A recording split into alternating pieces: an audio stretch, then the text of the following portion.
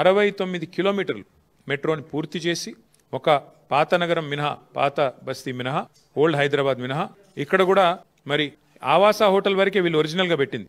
ఏది మాదాపూర్లో. అక్కడ నుంచి మళ్ళీ రహేజా మైండ్ స్పేస్ దాకా కూడా ఎక్స్టెండ్ చేయించాం. దాదాపు ఇంకో 1.2 కిలోమీటర్స్ వారితో మాట్లాడి ఎక్స్టెండ్ చేయించి, ఎందుకంటే అత్యధికంగా అక్కడ ఉన్నారు ఉద్యోగులు, ఐటీ ఉద్యోగులు. ఆ రహేజా మైండ్ స్పేస్ అనే ఒక్క కాంప్లెక్స్లో 100 ఎకరాల కాంప్లెక్స్లో కొన్ని వేల మంది ఉద్యోగులు పనిచేస్తూ ఉన్నారు.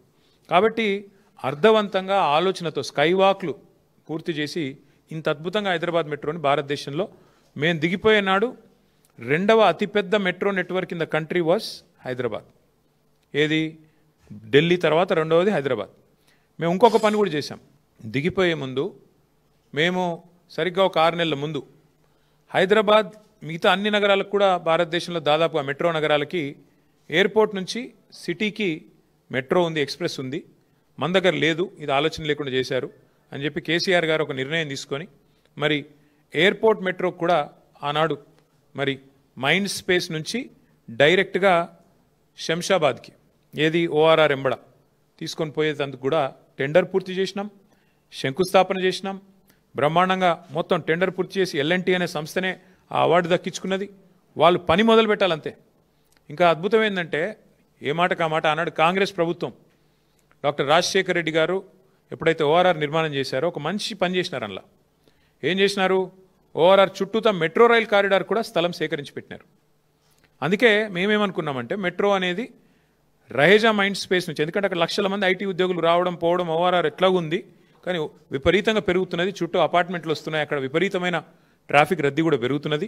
కాబట్టి ఇక్కడ నుంచి కేవలం ఎయిర్పోర్ట్ వరకే పోదు, అది మధ్యలో స్టాప్స్ కూడా ఉంటాయి. బుద్వేల్లో, శంషాబాద్లో, యువతల నార్సింగిలో ఇన్ని స్టాప్స్ ఉంటాయి, ఖాజాగూడలో. దానివల్ల ఏమవుతుంది, ఎవరైనా అవసరమైతే ఫైనాన్షియల్ డిస్ట్రిక్ట్లో పనిచేసే వాళ్ళు కానీ, రాయదుర్గంలో పనిచేసే వాళ్ళు కానీ, మైండ్ స్పేస్లో పనిచేసే వాళ్ళు కానీ శంషాబాద్లో ఉంటూ కూడా రోజు వచ్చిపోవచ్చు. ప్రజా రవాణా వాడుకుంటూ ఎయిర్పోర్ట్ కోసమనే కాదు, శంషాబాద్లో ఉండేవాళ్ళు కానీ. ఇప్పుడు ఏమైందంటే హైదరాబాద్లో మధ్యతరగతి ప్రజలకి మరి ధరలు ఎంత పెరిగిపోయినాయంటే, ఇవాళ హైదరాబాద్లో ఒక ఫ్లాట్ కొనుక్కునే బదులు కొద్దిగా దూరం పోతే, ఒక అర్ధగంట అవతలికి పోతే ఆడ చిన్న ఇల్లు దొరుకుతుంది 250 గజాలు 300 గజాలలో. అందుకే అట్లా ఆలోచించి చాలామంది దూర అవతలికి పోతున్నారు.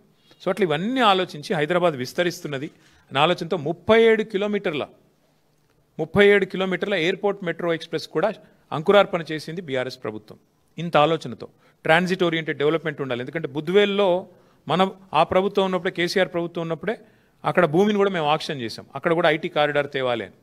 కాబట్టి అక్కడ కూడా ఒక స్టాప్ పెట్టినట్టయితే వచ్చిపోయేటోళ్ళు అక్కడ శంషాబాద్లో ఉన్నా, బుద్వేల్లో ఉన్నా, ఇంకొక ఫైనాన్షియల్ డిస్ట్రిక్ట్ ఇంకో ఐటీ కారిడార్ అక్కడ వస్తుంది. కాబట్టి ఇన్ని ఆలోచనలతో మెట్రోని విస్తరించాలి అని అక్కడ దాకా చేసినాం. దాంతోపాటు క్యాబినెట్లో మీకు యాదికి ఉండాలి, 1 కాదు 2 కాదు 400 కిలోమీటర్ల మెట్రో విస్తరణకు పచ్చ జెండా ఊపింది కేసీఆర్ ప్రభుత్వం. గుర్తు తెచ్చుకోండి మీరు.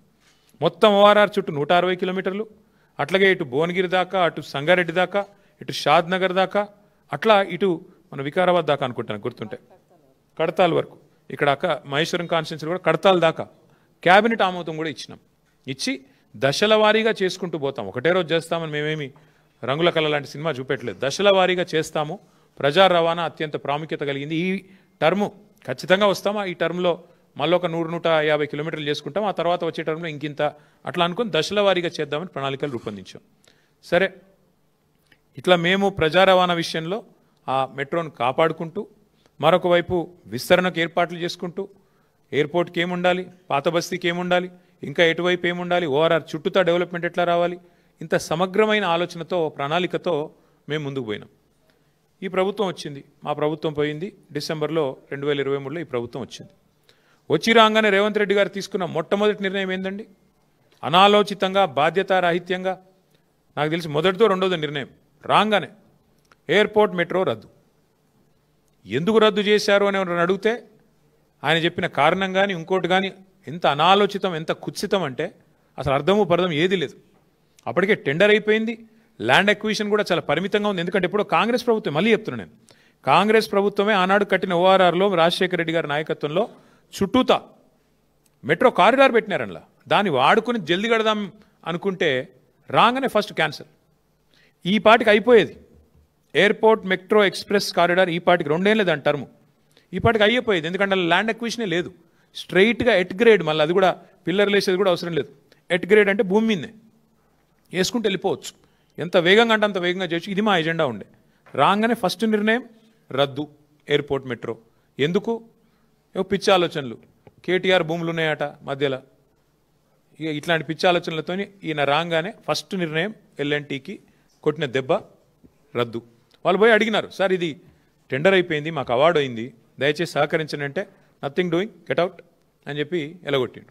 ఆడికెళ్ళి పంచాయతీ మొదలైంది ఎల్ఎన్టీకి, రేవంత్ రెడ్డికి. ఇప్పుడు ఏంది పరిస్థితి? ఏం జరుగుతున్నది అసలు ఈరోజు రాష్ట్రంలో? ఎంత దుర్మార్గమైన ప్రభుత్వం నడుస్తున్నది అంటే, ప్రపంచంలో ఎక్కడా కూడా ఒక పెట్టుబడిదారుడు ఒక డబ్బు పెట్టాలంటే, రూపాయి పెట్టాలంటే 10 సార్లు ఆలోచించుకొని పెడతారు ఎక్కడైనా సరే. అంటే అక్కడ వ్యవస్థ బాగుందా లేదా, ప్రభుత్వం బాగుందా, పాలసీ బాగుందా, బిజినెస్ కంటిన్యూటీ ఉందా, పాలసీ కంటిన్యూటీ ఉందా, లేకపోతే మళ్ళీ రెడ్ వచ్చే మొదలాడు అన్నట్టు కొత్తోడవడం వస్తే మళ్ళీ మొదటికెళ్ళి మొదలవుతుందా, ఏంది అని ఆలోచించుకొని ఎవరైనా కూడా జాగ్రత్తగా పెడతారు. అట్లాంటిది ఇవాళ ఈ ముఖ్యమంత్రి గారి అహంకారపూరిత వైఖరి, ఈ ముఖ్యమంత్రి గారి యొక్క ఏకపక్షమైన నియంతృత్వ పోకడలతో ఎల్ఎన్టీ లాంటి సంస్థ ఎంత ఇబ్బంది ఎదుర్కొంది అంటే, ఇప్పటికీ ఒక ప్రముఖ సంస్థ, అదేం చిన్న ఆషామాషి సంస్థ కాదు, ప్రపంచంలోనే పేరెన్నిక కలిగిన ఒక ఇన్ఫ్రా కంపెనీ, అది పబ్లిక్ లిస్టెడ్ కంపెనీ.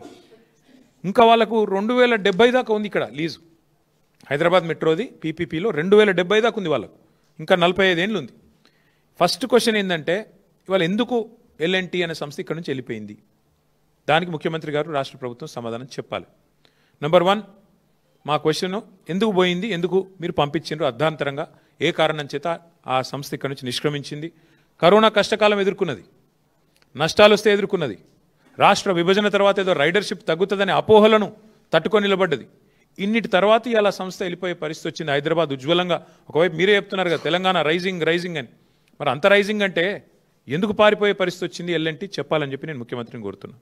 అట్లాగే ఇంకొక మాట కూడా, ఇది ఇట్లా ఇంత పెద్ద సంస్థ అర్ధాంతరంగా తెలంగాణ నుంచి నిష్క్రమించడం అంటే, ఇది ఒక హైదరాబాద్కి మాత్రమే కాదు, మొత్తం తెలంగాణ రాష్ట్రానికి, పెట్టుబడుల స్వర్గధామంగా ఉన్న తెలంగాణ రాష్ట్రానికి ఇది ఒక మాయని మచ్చగా మేము భావిస్తూ ఉన్నాం.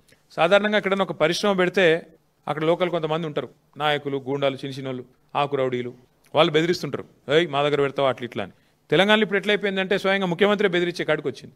గలీజ్ అంటే పరిస్థితి.